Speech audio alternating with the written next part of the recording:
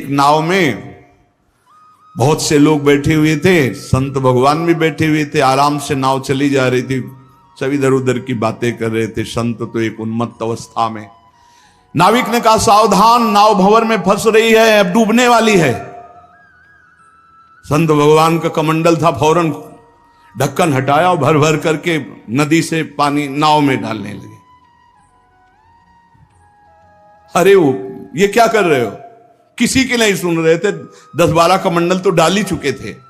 इतने में नाविक ने कहा, भगवान की कृपा से नाव भंवर से निकल गई, बचने का संकेत है। जो कमंडल से डाला था बाहर फेंकने लगे। सबने पक्का समझ लिया, जब डूबने वाली थी तो नदी से पानी डाल रहे थे, और जब बचने वाली है तो नाव से बाहर डाल रहे थे। वे पागल दिमाग के हैं। लेकिन वो नाविक बहुत से संतों को पार किए थे। तुम मत करना ऐसा, ये सिद्ध पुरुषों की बात कह रहे हैं। हाँ, जो कि हम भी सिद्ध ही दिखाने के लिए ऐसा कुछ करें तो पिट जाओगे। वहां सिद्धों की एक अलग भागवतिक महिमा भी होती है। बाहर गए तो सब चले गए थे। उसके बाद साष्टांग प्रणाम किया। नाविक ने कहा, महाराज जी, इतना तो आप कृपा करके बता ही दीजिए, क्योंकि मैं प्रायः संतों को यहां से पार करता रहता हूं, तो संत कृपा हम पर है।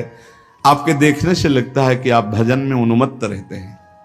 फिर आपकी एक चेष्टा मेरी समझ में नहीं आई। जब मैंने कहा नाव डूबने वाली तो आपने नदी से पानी इधर, और जब मैंने कहा बचने वाली तो नाव से नदी में डालने लगे। इसका मतलब क्या था? तो उनका जब हमें यह पता चला आपके मुख से कि भगवान डुबोना चाहते, तो हमने कहा भगवान की इच्छा में 10 कमंडल हमारे, तो हम डालने लगे। जब कहा बचाना चाहते तो हमने सोचा भगवान जब बचाना चाहते तो हम भी सहयोग करें। तो जो डाला था वो बाहर कर दिया। जोई जोई प्यारो करे सोई मोई, भावे भावे मोई, जोई सोई सोई करें प्यारे। जो इस सिद्धावस्था को प्राप्त है वो भगवान की रुचि में रुचि मिला के चलते हैं। ऐसा आप मत करना, वो सिद्धों की अलग लीला होती है। तो यहां कह रहे हैं, जो भक्ति में जो परिपक्व महापुरुष है वो सारे जगत को भगवत स्वरूप मानकर अपने तन मन भजन के द्वारा सबका मंगल करते रहते हैं, सबका हित करते रहते हैं। संतों में भागवती का आवेश होता है, वो बनावटी नहीं होता। भागवती का, उससे जगत मंगल होता रहता है। बनावटी खूब गड़ छोल करके वचन बोलना, खूब लच्छेदार भाषण करना, ये तो बुद्धि की दरा से हो सकता है। लेकिन जो संतों में एक भागवतिक होता है, उसी से जगत मंगल होता है, उसी से जन कल्याण होता है। उसमें टुटका और जंतुर और कलावा और राख हो, इनकी कोई जरूरत नहीं होती। उनकी दृष्टि मात्र से, वचन मात्र से जगत मंगल होता है। मुद मंगलमय संत समाजू, जो जग जंगम तीर्थ राजू। चलते फिरते साक्षात तीर्थराज हैं। जो दरस परस अघनाश बास निज संग करो दिन। जिनके दर्शन मात्र से, स्पर्श मात्र से बड़े बड़े पाप नष्ट हो जाते हैं, ऐसे भगवान के प्रेमी संत जन होते हैं। तो क्या जैसे अज्ञानी मनुष्य को देह में ममता होती है, आसक्ति होती है, वैसे क्या संतों को भी अपनी देह प्यारी होती है? वैसा कि मैं पुरुष हूं और ऐसा अभिमान होता है? बोल के बिल्कुल नहीं। विशुद्ध ज्ञान और विशुद्ध प्रेम में मिट जाता है, बिल्कुल नहीं रहता। एक बार यही प्रश्न किया था एक भैरव सिद्ध करने वाले ने आद्य गुरु भगवान शंकराचार्य जी से जाकर कि आपका ब्रह्मबोध होने के कारण शरीर से कोई राग नहीं है? बोले नहीं। बोले हम आपकी गर्दन उतार के ले जाए, हमारी भैरव यज्ञ पूर्ण हो जाएगी तो मैं सिद्ध हो जाऊंगा, क्योंकि आपको शरीर से कोई राग तो है नहीं, मिथ्या है आपकी दृष्टि में। बोले पक्का, पर अभी जो उतारोगे तो शिष्य लोग हैं, ये तुम्हारा हित कर सकते हैं। कल 4 बजे आना, यहीं पीपल के नीचे मैं ध्यानस्थ होऊंगा, सर उतार ले जाना। वो 4 बजे आया अस्त्र लेकर, तो स्वामी नरसिंहाश्रम जी महाराज गंगा स्नान कर रहे थे। एकदम आवेश आया, हुंकार भरी दौड़ते हुए आए, और वो पहुंच भी नहीं पाया था, उठा के पटक दिया और नाखूनों से उसे फाड़ दिया। फिर एकदम आवेश शांत हो गया। तब ये भगवद आवेश, ये जो बड़े महापुरुषों के चरित्र हैं, ये बड़े शिक्षास्पद भी होते हैं और ये अलौकिक भी होते हैं। कभी कोई महापुरुषों की नकल ना करे, हमारी प्रार्थना है। कभी नकल न करे कि हमारे गुरुजी ऐसे, तो नहीं, जो गुरुजी के उपदेश है उनके अनुसार चले। बड़े सिद्ध महापुरुषों के बड़े विचित्र विचित्र लीलाएं होती हैं। महापुरुषों की बाह्य चेष्टाओं को बिल्कुल नहीं समझा जा सकता। इसलिए कभी उनकी परीक्षार्थ ये जांच न करे कि हम बाहरी आचरणों से उनको, हम आपको सत्य कहते, बड़े बड़े महापुरुषों से मिले, आप कदापि नहीं जान सकते, कदापि नहीं जान सकते कि ये किस कोटि के महापुरुष हैं, किस कोटि के महापुरुष है। बहुत बहुत ही बड़े बड़ों को संशय हो जाए कि ऐसा नहीं हो सकता।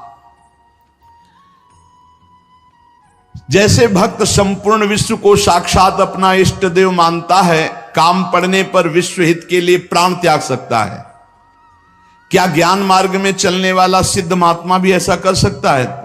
हां।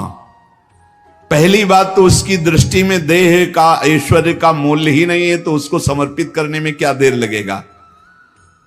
अतएव अगर सुख पहुंचाने की जरूरत पड़े जगत को, तो ज्ञानी महात्मा अपने प्राण दे सकता है, जैसे भक्त अपने प्राण दे देता है। क्या ऐसे सिद्ध महापुरुषों के आचरण अनुकरण करने चाहिए?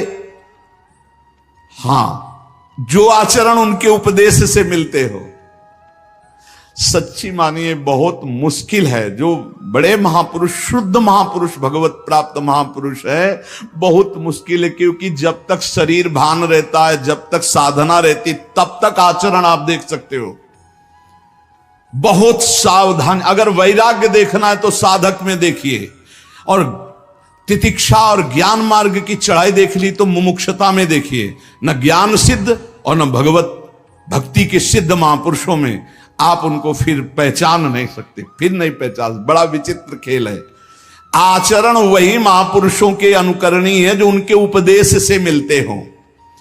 केवल आचरण जो उपदेश से मिलते हो बस पकड़ लीजिए, उनके सब आचरण अनुकरणीय नहीं है। एक एक उनके आचरण आपको भगवत प्राप्ति करा सकते हैं, पर वो आचरण जो उनके उपदेश से मिलते हों, बिल्कुल आप लोग बिल्कुल समझ ही नहीं सकते हैं, नहीं समझ सकते। हमने देखा है महापुरुषों को, पर उनके साथ बिल्कुल ऐसे रहा जाता है जैसे बच्चा, बालवत। जैसे छोटा बालक घरौंदे बनाता है, खेलता है, कुछ मिनट में बिगाड़ कर चल देता है।